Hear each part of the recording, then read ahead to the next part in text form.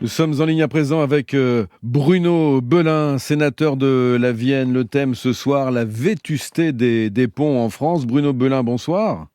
Bonsoir. Vous avez été le rapporteur d'une mission d'information sur les ponts et leur sécurité. Voilà 6 ans que vous avez remis vos recommandations. Vous souhaitiez un plan Marshall à l'époque, un plan Marshall pour les ponts, 120 millions d'euros par an dès 2020, qui devait se cumuler à un fonds de 1,3 milliard pour aider les collectivités territoriales. Que sont devenues vos recommandations depuis 2019 ? Eh bien, malheureusement, j'ai eu beau réitérer un certain nombre de ces demandes, de ces avertissements, de ces alertes et des recommandations les plus simples. Et pour l'instant, il faut bien constater que malheureusement, les collectivités font face à un grand néant, à une incompréhension, à pas de retour et forcément à des inquiétudes parce que avant toute question d'argent, il faut savoir que nous avons en France des dizaines, des centaines de milliers d'ouvrages d'art orphelins, c'est-à-dire qu'on ne sait même pas à qui ils sont, des transferts de propriétés, d'anciennes lignes de chemin de fer, comme on disait, qui datent pour certains du 19e siècle, et voilà, des collectivités qui se retrouvent en responsabilité, où parfois, eh bien, on voit des ponts s'effondrer. C'est arrivé l'an passé dans le Gard avec un transport scolaire, heureusement pas de blessés, mais c'est vrai que cette mission initiée après le drame de Gênes, réitérée 3 ans après en disant est-ce qu'on a avancé, parce qu'on a bien compris que entre les deux il y avait eu la Covid qui avait gelé beaucoup de choses, mais finalement on s'est rendu compte que voilà, le travail qui est d'abord de faire l'identification des propriétés de ces biens, un bilan de santé de tous ces ponts, évidemment. Des fonds indispensables, tout ça n'a pas avancé. Vous parliez des ponts orphelins. Il faut peut-être rappeler à qui appartiennent les ponts. Quand un pont passe au-dessus d'une départementale, ça appartient au conseil général, au conseil départemental. Quand c'est une autoroute qui passe sur un pont, ça appartient à l'État et ça se décline comme ça. Et il y a des ponts, donc effectivement, orphelins. La vétusté des ponts en France, ce serait donc un mal qui est largement sous-estimé, selon vous, avec quel risque à moyen terme alors ? Alors, quel risque? D'abord, il faut comprendre que beaucoup de ces ouvrages ont été faits 19e siècle, voire première moitié du 20e siècle, donc faits avec des trafics qui n'ont jamais imaginé les trafics que l'on connaît aujourd'hui et qui n'ont jamais imaginé les tonnages que l'on connaît aujourd'hui. Donc on a évidemment d'abord aujourd'hui une sous-estimation de ces ouvrages d'art, qui est bien compréhensible, hein, qui est la responsabilité de personne. On ne pensait pas, quand on a fait passer des charrettes au milieu du 19e siècle, qu'on ferait passer des 39 tonnes un jour.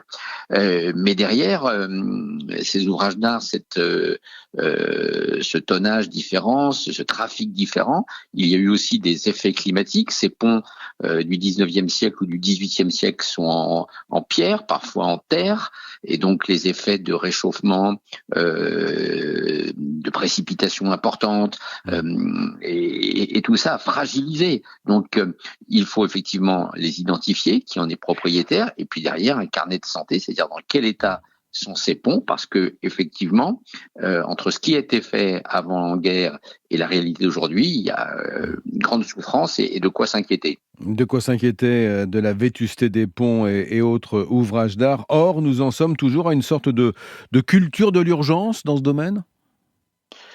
Oui, parce que c'est quand il arrive malheureusement quelque chose qu'on se dit, mais au fait, à qui est ce pont? Et voilà, et donc partage de responsabilité, vous l'avez très bien dit, est-ce que la chaussée est une voie départementale ou est-ce que c'est un chemin qui finalement était peut-être un chemin d'association foncière?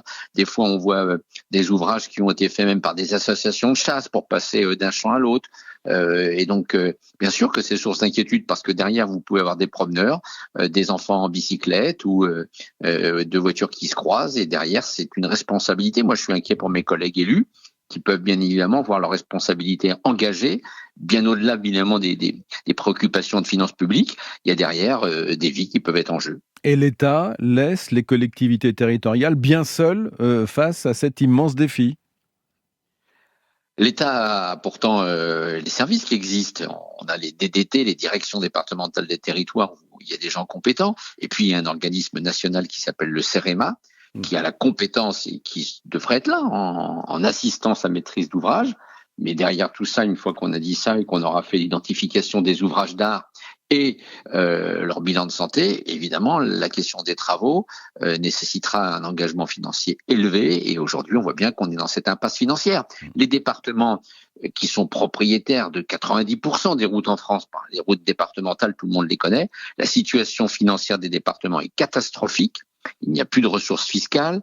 Les DMTO, c'est-à-dire les frais de notaire, qui étaient une ressource avantageuse il y a 5, 6, 7 ans, sont en train de fondre totalement. Et donc, les départements ne peuvent pas engager de ces plans indispensables pour refaire les ouvrages d'art, indispensables aussi à la circulation. Et donc, si la France en est là, concernant la fragilité croissante de ces infrastructures, c'est la faute à la décentralisation ?